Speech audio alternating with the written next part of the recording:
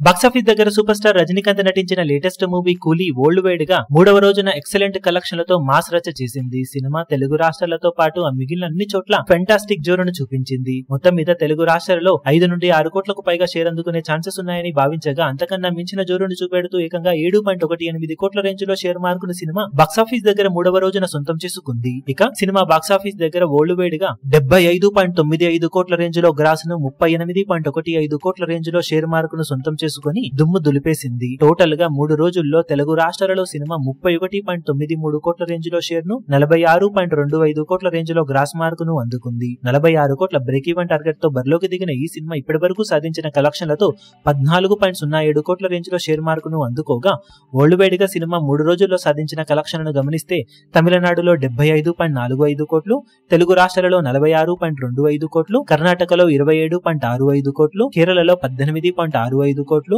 Rest of ఇండియాలో 22.25 కోట్లు, overseas లో 131.25 కోట్ల రేంజ్ లో గ్రాస్ మార్కును అందుకున్న ఈ సినిమా 3 రోజుల్లో వరల్డ్ వైడ్ గా 321.50 కోట్ల వరకు గ్రాస్ ను 162.65 కోట్ల రేంజ్ లో షేర్ ను సొంతం చేసుకుంది. 307 కోట్ల వాల్యూ బ్రేక్ ఈవెన్ టార్గెట్ తో బరిలోకి దిగిన ఈ సినిమా క్లీన్ హిట్ కోసం 144.35 కోట్ల రేంజ్ లో షేర్ అందుకోవాల్సిన అవసరం ఎంతైనా ఉంది. ఇక బాక్సాఫీస్ దగ్గర సినిమా మిగిలిన రన్ లో ఎలాంటి కలెక్షన్లను సొంతం చేసుకుంటుందో చూడాలి.